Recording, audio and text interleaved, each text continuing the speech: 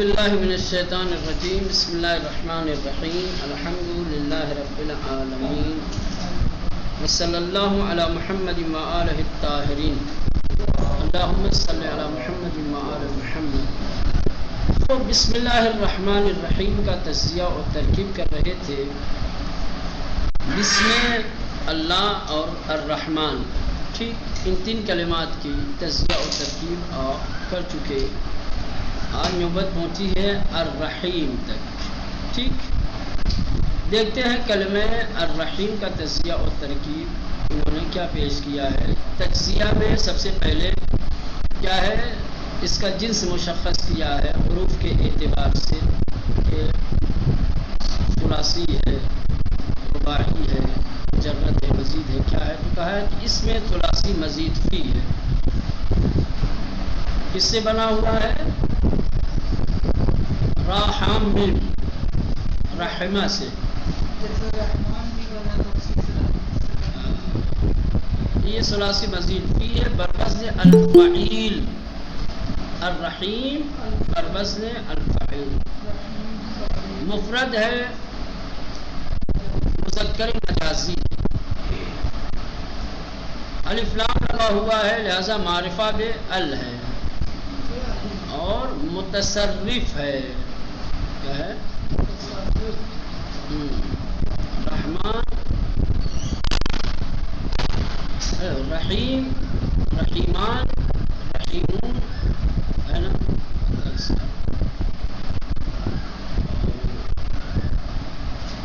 مصغر بھی بنا سکتے ہیں رحیم، چلیں بار صورت تو یہ متصرف ہے۔ مشتق از رحمہ، کس سے مشتق ہوا ہے، کس سے نکلا ہے؟ رحمہ سے۔ صفت مشبہہ کہ جس کی دلالت ثبات اور بقا پر ہے۔ صفت مشبہہ اس کی خصوصیت یہ ہے کہ وہ کسی صفت کے دائمی اور باقی ہونے پر دلالت کرتا ہے، یعنی جس کا رحم، جس کی مہربانی، جس کی محبت ہمیشہ رہتی ہے، دائمی ہے، باقی ہے، ٹھیک۔ اب آئیے ترکیب میں یہ کلمہ کیا ہے؟ معرب ہے، کیا ہے؟ معرب ہے، اعراب کو قبول کرتا ہے۔ منصرف ہے، غیر منصرف نہیں ہے، ہر طریقے کا اعراب اس پہ آتا ہے، ٹھیک مولانا۔ مجرور بسبب وصفیت، اور مجرور ہے، مجرور کس وجہ سے ہے؟ وصف کی وجہ سے، اللہ کی دوسری صفت ہے یہ۔ تو جو اعراب موصوف کا ہوتا ہے وہی صفت کا ہوتا ہے، اللہ مجرور ہے لہذا وصفیت کی بنیاد پر الرحیم کیا ہے؟ مجرور ہے۔ علامت جر کیا ہے؟ کسر ظاہری، الرحیمی، ٹھیک۔ اب صفت الرحمن اس بنابر قول ابن ہشام و صفت اللہ اس بنابر قول دیگران۔ اب سوال یہ پیدا ہوتا ہے کہ یہ الرحیم کس کی صفت ہے؟ الرحیم سے پہلے جو الرحمن آیا ہے اس کی صفت ہے۔ اب آپ کہیں گے کہ صفت کی صفت کیسے ہوتی ہے؟ درس یاد نہیں ہوگا، کل کہا تھا کہ الرحمن علم بھی ہے، دو قول تھا، تو علم اگر مانیں گے تو الرحیم اس کی صفت ہو سکتا ہے۔ اسی لیے اختلاف میں بعض نے کہا کہ یہ کیا ہے؟ الرحمن کی صفت ہے، لیکن ابن ہشام کا قول یہ ہے کہ نہیں، یہ اللہ کی صفت ہے۔ بس اللہ کے لیے دو صفت ہو جائے گی، رحمان صفت اول، رحیم صفت ثانی۔ اور اگر الرحمن کو علم مان لیا جائے تو الرحیم اس کی، ٹھیک، سمجھ میں آگے بڑھے۔ یہ ایک ترکیب تھی، جو ہے دیگر ترکیبی الرحمن الرحیم، کہہ رہے ہیں الرحمن الرحیم کی ایک دوسری ترکیب، ٹھیک۔ وہ کیا ہے؟ نمبر 1، منصوب بنابر مفعولیت بتقدیر اعنی، کہ یہ جو الرحمن الرحیم ہے اس کو منصوب مانے آپ بنابر مفعول، مفعول کس کا ہوگا؟ فعل و فاعل تو ہے ہی نہیں، ایک آنی مقدر ہے فعل و فاعل. کیا ہے؟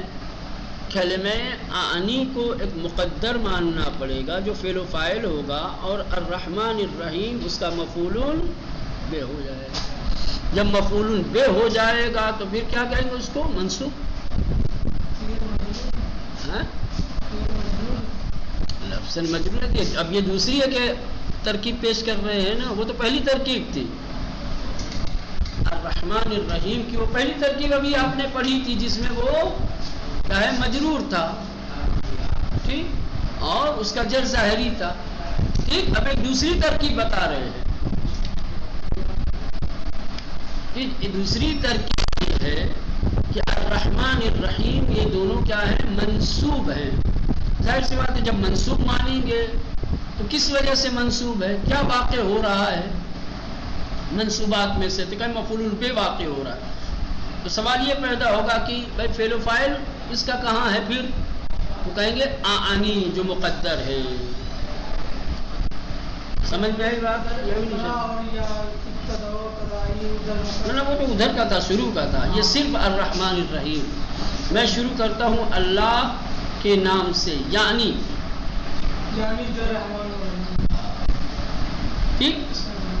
تو اب آنی جب آ جائے گا تو یہ فعل و فاعل واحد متکلم، الرحمن الرحیم مفعول بہ منصوب. واضح ہوا؟ چلیں اب آگے.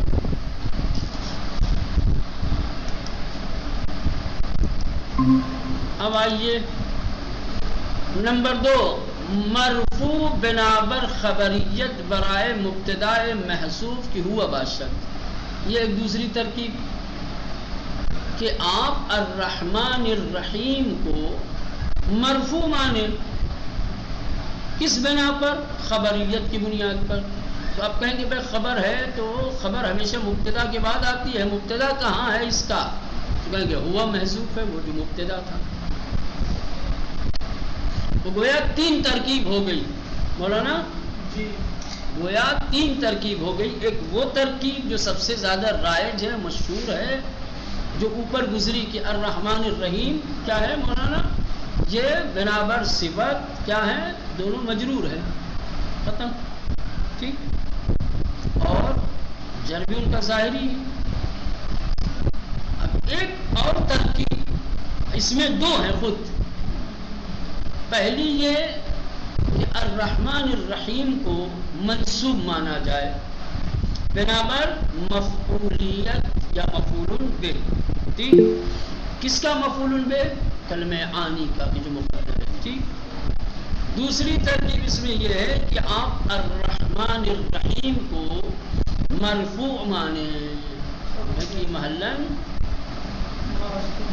مرفوع ہے. کس بنا پر؟ خبریت کی بنیاد پر. اس کا مبتدا کہیں گے ہو.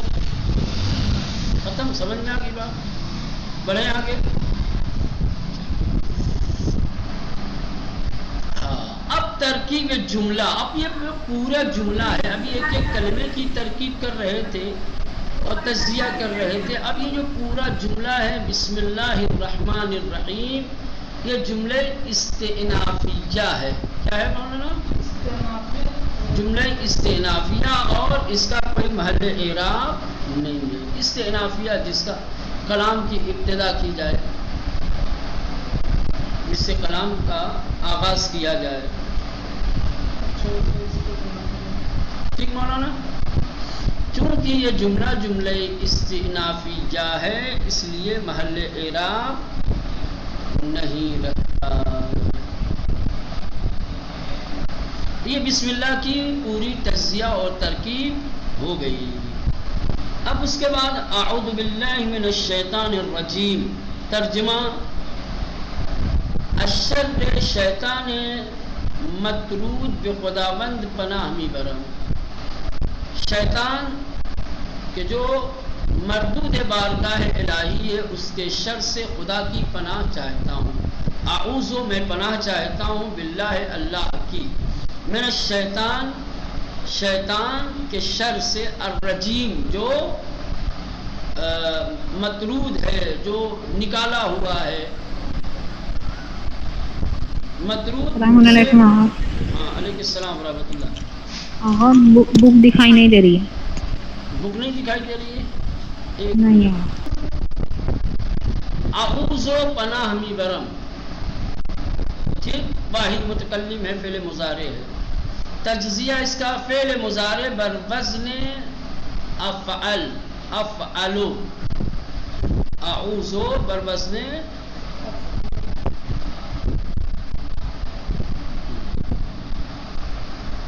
متکلم وحدہ یعنی واحد متکلم. ثلاثی مجرد باب فعل یفعلو، عاد یعودو.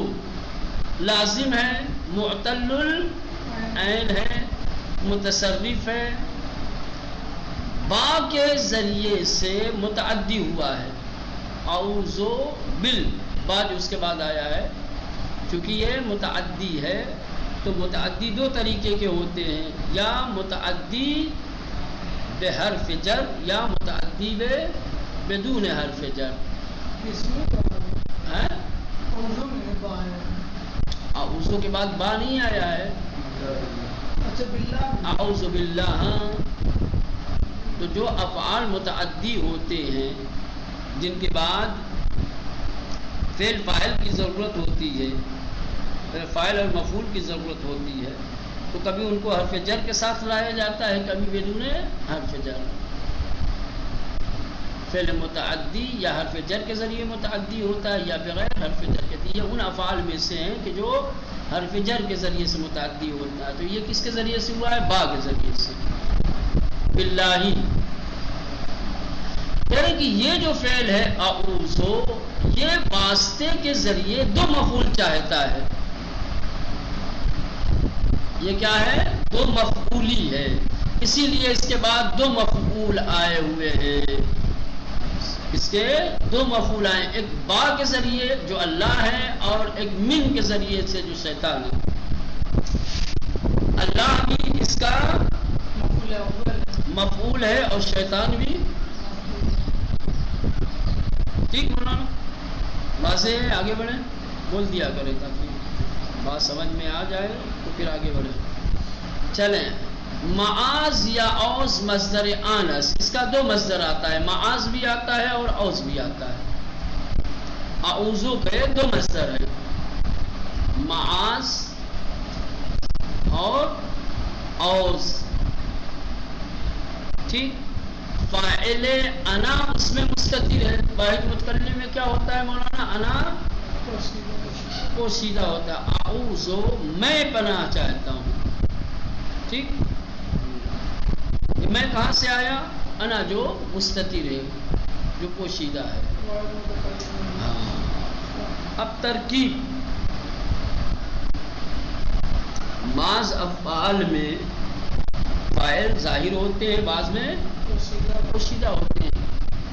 یہ ان صیغوں میں سے ہے جس میں 5 صیغے ایسے ہیں فعل مضارع کے جس میں فاعل مستتر ہوتا ہے نا. پہلا ہے، چوتھا ہے، 7واں ہے، 13واں ہے، 14واں. تو یہ اس میں سے 13واں فاعل متکلم. چلیں، اب ترکیب. معرب ہے، معرب ہے، مرفوع ہے، علامت رفع کیا ہے؟ ضمہ ظاہری ہے. یہ اعوذ ہو گیا. ٹھیک، اب باللہ ہے، حرف جر. با کیا ہے مولانا؟ باللہ میں سب سے پہلے با جو حرف ہے تو حرف کی بھی تجزیہ اور ترکیب کرنی پڑتی ہے. تو با کیا ہے؟ حرف جر ہے اور مبنی ہے. مبنی پر کسر ہمیشہ بے آتا ہے، با اور وہ نہیں آتا، اور عامل ہے. ٹھیک، اب اللہ، اس کی تجزیہ پہلے. اللہ اس میں ذات ہے، اللہ اس میں ذات ہے، ایک ذات کا نام ہے. خدا بند متعال کی ذات کو اللہ کہتے ہیں. اور ثلاثی مزید الفی ہے، جیسا کہ کل بیان کیا تھا. گھر میں الالہ سے بنا ہوا ہے، مفرد مذکر مجازی ہے، اور موصوف ہے. کیا ہے مولانا؟ موصوف ہے. اب ترکیب میں دیکھیں اللہ کیا ہے؟ معرب ہے اور منصرف ہے، حرف جر کی وجہ سے مجرور ہے، اور اس کا علامت جر کیا ہے؟ کسر ظاہری ہے. علامت جر باللہ. اب جار مجرور ہو گیا با کے ساتھ، تو اس کا متعلق کیا ہے؟ خود اعوذ باللہ جار و مجرور، اس کا متعلق کیا ہے؟ اعوذ. اعوذ بے معنی الالتجا، با بے معنی الاس. یعنی کہ اعوذ کا معنی ہے التجا، میں التجا کرتا ہوں، میں سفارش کرتا ہوں، گزارش کرتا ہوں، درخواست کرتا ہوں. اور با بے معنی ہے یہاں الہ ہے. سمجھ رہے ہیں؟ اللہ کی بارگاہ کی جانب ملتجی ہوں، اللہ کی بارگاہ میں التماس کرتا ہوں. ٹھیک مولانا؟ اب حرف من، اس کا تجزیہ و ترکیب. من حرف جار ہے، حرف جر ہے، مبنی پر سکون ہے. ہمیشہ من آتا ہے، اس کے نون پر کبھی کوئی حرکت نہیں آتی، مبنی پر سکون ہے. یہ عامل ہے. ٹھیک. جار و مجرور پھر متکلم، اس کا کیا ہوگا؟ من کیا ہے؟ حرف جار ہے، تو اس کے بعد والا کیا ہے؟ حرف جار کو ایک متعلق، جار و مجرور کو متعلق کی ضرورت ہوتی ہے من الشیطان، تو کریں اس کا بھی متعلق بے اعوذ. معنی ابتدائی، اس کا ابتدائی معنی ہے. ٹھیک.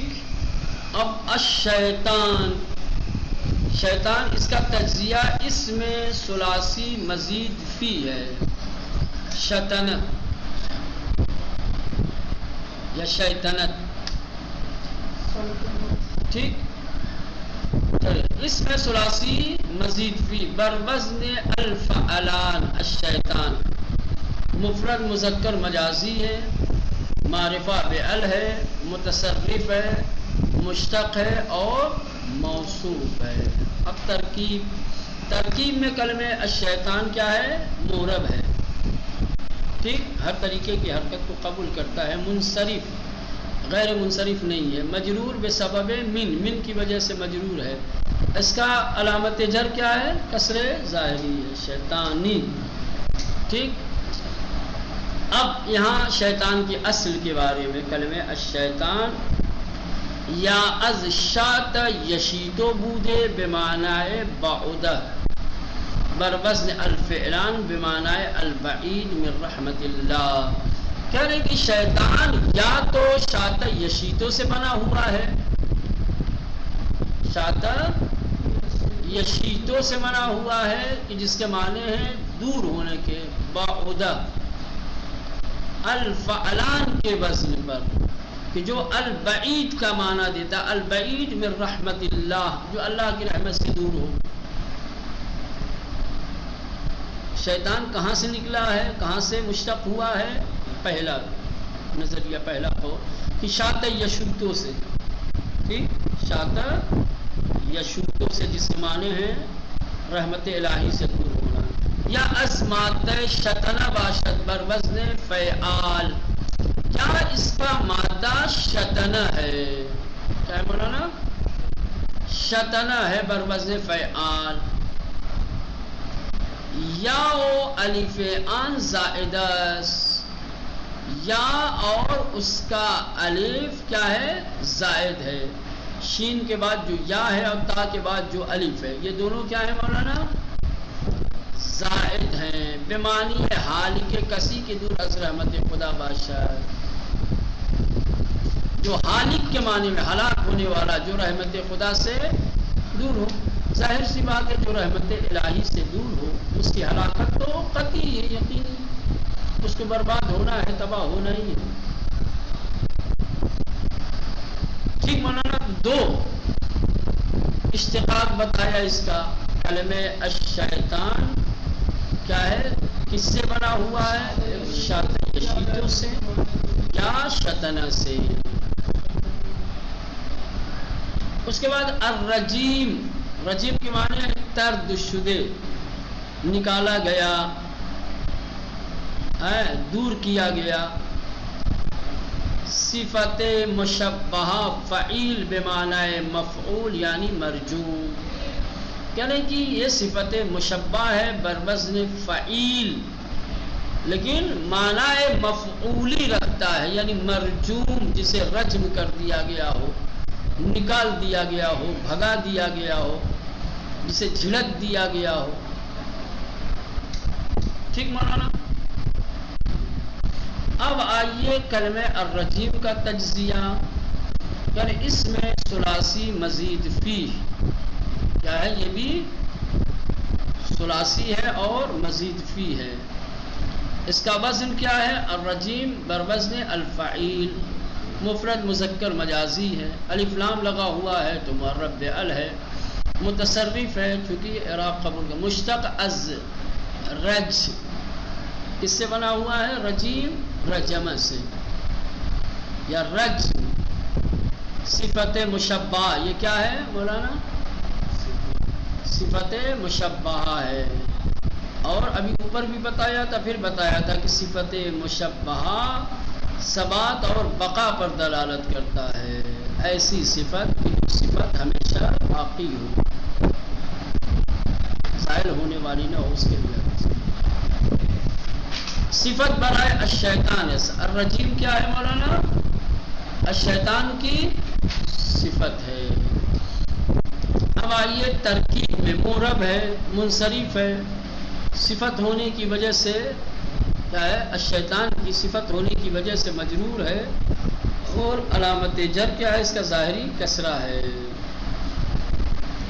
اب پورے جملے کی ترکیب، اعوذ باللہ من الشیطان الرجیم، یہ بھی جملہ استئنافیہ ہے. اور جیسا کہ بسم اللہ کے باب میں بتایا تھا کہ جملہ استئنافیہ محل اعراب نہیں رکھتا، چونکہ یہ بھی جملہ استئنافیہ لہذا یہ جملہ بھی محل اعراب نہیں رکھتا. یہ ہو گیا بسم اللہ الرحمن الرحیم اور اعوذ باللہ من الشیطان الرجیم کی کامل تجزیہ و ترکیب. اب چونکہ یہ 30ویں پارے کی تجزیہ و ترکیب ہے، اب استعاذہ اور بسملہ کے بعد سورہ نبا کا آغاز ہوگا. اما یتساءلون عن النبأ العظیم الذی هم فیہ مختلفون. انشاءاللہ